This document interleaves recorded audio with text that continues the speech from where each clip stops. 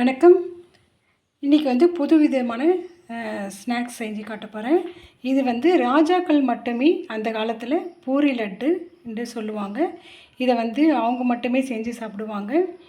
இது குறிப்பாக வந்து அனந்த பத்மநாபன் நோம்புன்னு கேள்விப்பட்டிருக்கீங்களா? இது வந்து பிள்ளையார் சதுர்த்தி வர சதுர்தசி அடுத்து பௌர்ணமியும் அடுத்து வர சதுர்தசியும் சேர்ந்து வர நாள் தான் அனந்த பத்மநாப நோன்பு. சில பேர் மட்டுமே இந்த நோன்பை வந்து செய்வாங்க. அந்த நாளில் வந்து கோதுமை மாவில் மட்டுமே செய்யக்கூடிய நெய்வேத்தியம் இதுக்கு. இது வந்து நான் வந்து யூஸ்வலாக எல்லோரும் வந்து கோதுமை மாவில் வந்து பணியாரம் செய்வாங்க, லட்டு செய்வாங்க, கோதுமை மாவுலே லட்டு செய்வாங்க. இது வந்து கோதுமை மாவு வச்சு பூரியாக நான் மேக் பண்ணி அந்த பூரி லட்டை வந்து நான் செஞ்சு வச்சுருக்கேன். இது எப்படி செய்யலான்றதை பார்க்கலாம் வாங்க. பூரி லட்டு எப்படி செய்யலாம் பார்க்கலாம் வாங்க. அதுக்கு நான் கோதுமை மாவு எடுத்திருக்கேன். தேவையான அளவு உப்பு கொஞ்சம் சேர்த்துக்கலாம். இதுக்கு சுடு தண்ணிலாம் எதுவும் போடக்கூடாது. நார்மல் வாட்டரு இதில் போட்டு பிசைஞ்சு எடுத்துக்கலாம். கொஞ்சம் கொஞ்சமாக விட்டு பிசைஞ்சிக்கணும். இந்த மாதிரி நல்லா சப்பாத்தி மாவு அளவுக்கு பிசைஞ்சு எடுத்துக்கணும். எண்ணெயோ நெய்யோ எதுவுமே போட வேண்டாங்க. இந்த அளவுக்கு பிசைஞ்சு வச்சு ஒரு 1/4 மணி நேரம் ஊறட்டு நம்ம வச்சிடலாம். மாதிரி சிறு சிறு உருண்டைகளாக எடுத்து ரெடி பண்ணி வச்சுக்கணும். ஜென்ரலாக நம்ம வந்து பூரி வந்து உப்பி வரத்துக்காக கொஞ்சம் கனமாக ஊற்றி எடுப்போம். அப்படிலாம் இல்லாமல் இது நல்லா மெலிசாவே அப்பளம் மாதிரி இருக்கணுங்க. இது போட்டு பொரித்து எடுத்தால் அப்பளம் மாதிரி வரணும். அதனால் மெலிசாக எல்லாமே திரட்டி வச்சுக்கணும். ரெடியாக எல்லாமே மெலிசாக திரட்டி ரெடியாக வச்சுக்கலாச்சு.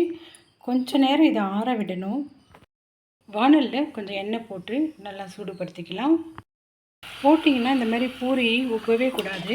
இது லேசாக தான் உப்பி இருக்குது பாருங்கள். சப்பையாக இருக்குது. இது அப்பளம் பதத்துக்கு வறுத்து எடுத்துக்கணும். இது நல்லா செவரட்டுன்னு திருப்பி போட்டு வறுத்து எடுக்கணும். 1 by 1 வறுத்து எடுக்கும்போது பாருங்கள் அப்பளம் மாதிரி தான் உப்பி வருது, பூரி மாதிரிலாம் இல்லை. இது ஆனால் நல்லா செவரை மட்டும் வறுத்து எடுத்துக்கணும். உங்களுக்கு டிஃப்ரெண்ட் தெரியுன்றதுக்காக இது வந்து ஒன்று திக்காக உருட்டி வச்சுருக்கேன். இது நார்மல் பூரிக்கு.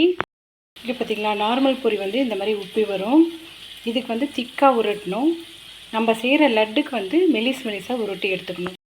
அப்பளம் மாதிரி இந்த மாதிரி பூரியை நல்லா பொரித்து ஆற விட்டாச்சு.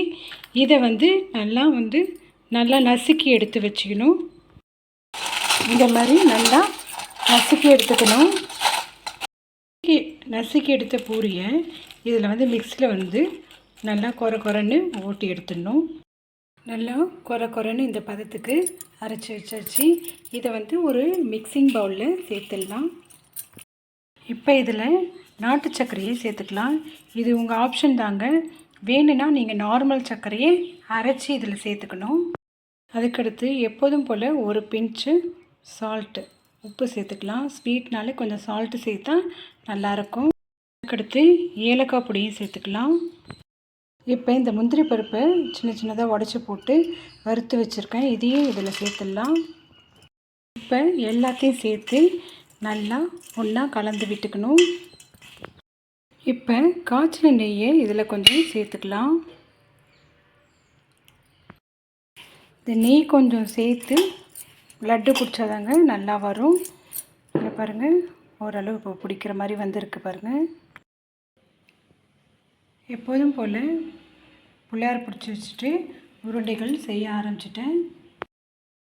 இந்த லட்டு அவ்வளோ ஈஸியாக பிடிக்க முடியாது, உதிர்ந்துக்கிட்டே போகும்.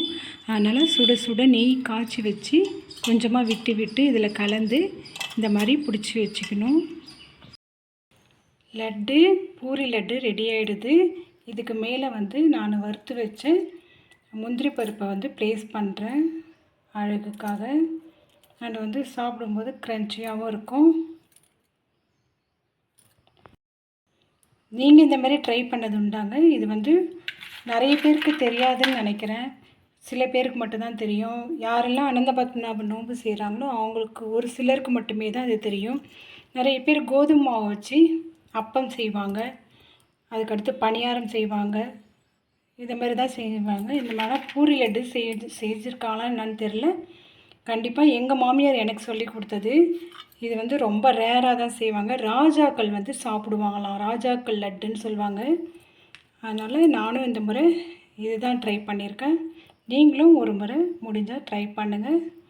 என்னுடைய வீடியோ பிடிச்சிருந்தா லைக் பண்ணுங்கள், ஷேர் பண்ணுங்கள், சப்ஸ்கிரைப் பண்ணுங்கள். தேங்க்யூ.